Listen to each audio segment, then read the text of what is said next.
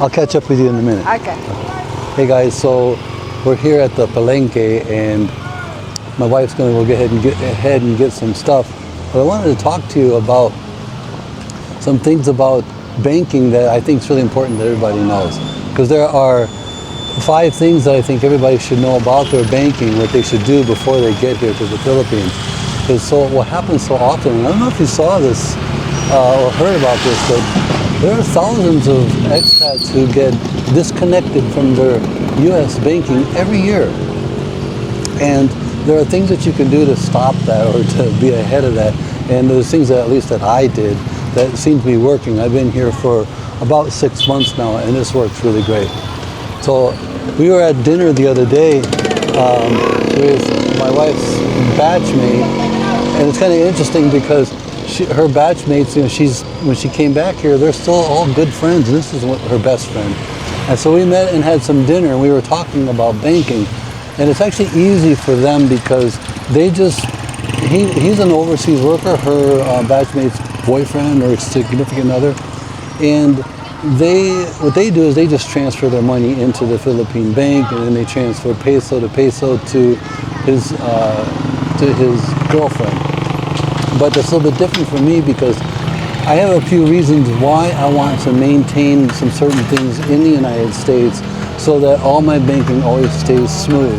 And one of the things that you have to do is you have to maintain a U.S. address. And so we happen to have a house in the Philippines, and we're renting that house out right now. And so what we do is we keep that address so that all my banking, my credit cards, my banks, Social Security, they all have that same address, and that never changes. And the second thing, so that's the first thing I think is really important that you do, is maintain a U.S. address. If you guys can, maintain. Now I know that you can do, there's another thing called iPostal, I think is what it's called. And if you use that, and I would say go to Mike's Philippine Adventure or Mike's Philippines Retirement, because he talks about it a lot, because he uses an iPostal address to maintain some sort of a U.S. address. I think, if I'm not correct on that, but I think he does. I don't have the exact information on iPostal, but it's something like that. But otherwise, if you have a U.S. address, maintain that address. Now, the second thing that I do is I maintain a U.S. telephone number that is basically for text receiving or text sending, because often you're going to have a verification, a dual verification for a lot of your accounts. And if you have that dual verification, then you're going to get a code sent to your telephone, and if you don't have that telephone, you're kind of screwed. So you really have to maintain a U.S. phone. Now, what I do is I use T-Mobile, and the reason I use it is because it only costs me $20 a month. That's it. And my wife, she too has, I set up an account for her, and just, and what you have to do if you have your wife on that too, is that you make sure that you go into your device settings and make sure that that caller ID has her name on it. Now, the reason that I have my wife has a U.S. telephone number is because she too came to the United States with me. She has a banking account, she has stocks, and she has other reasons why she wants to keep that U.S. telephone number. Now, another thing that I think is really important to do is to open up some sort of a credit card that's going to work for you. And for me, I use Charles Schwab. And the reason that I use Charles Schwab is because it's international. There aren't any questions as to, you don't have to tell them, hey, I'm out of the country. Oh, and by the way, if you're out of the country, don't contact your bank and tell them, hey, I'm out of the country for the rest of my life. Don't do that. You don't even have to say anything to them. As long as you maintain that telephone number and that U.S. address, you don't have to tell them that you're out of the country. But That's the nice thing about the credit card with Charles Schwab is it doesn't matter. And the best part about the Charles Schwab is that it's easier for me to get my reimbursement. I get a reimbursement for every ATM transaction that I make. And so it ends up being free transactions, and I absolutely love that feature. The other thing that I do is, let me talk to Charles Schwab again.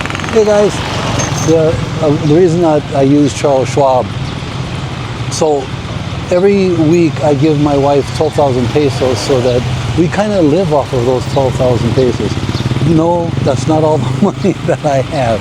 But we found that we're trying to set up our budget on that 12,000 pesos every week. And you know something really great, guys, is that not only are we able to live off of those 12,000 pesos, but we actually save money every month off of those 12,000 pesos. It's absolutely insane. That's how inexpensive it is to live here in the province. So I absolutely love that too. Now, what I do is, from my U.S. bank, I can load my card up every week. So I send about $200 to my Charles Schwab card every week, and then I can go to an ATM and I can pull that $12,000 out, or 12,000 pesos out, and I never have to worry about the transfer fee because I get reimbursed. It's really a great way to do it, and I never have to worry about whether or not I can get those pesos. Now the other thing that I can do is, because I have Gcash, and that's a trick too that maybe one day I'll have to do a video on Gcash, because Gcash is a pain in the ass to get going. You know, it doesn't want to take your face. It doesn't want to, because you have to do these recognitions, and it has to recognize your face, and you have to turn this way and you have to turn that way. And so often it just boots you out and says, no, I don't recognize you. It's a real pain in the ass. I mean, literally, it took me days for them to get to recognize my face. But I got my Gcash up and running, and that's a real big help, because you can do what they call cash in, cash out. And so what that is that if there are some establishments that will have a sign that say Gcash in, Gcash out. And what that does is when you use Gcash, you can just put in a telephone number and the person's name, and as long as they have Gcash, you can send money directly to them. And so these establishments that have cash in, cash out, what you do is you just send them the money, and then they just give you the pesos.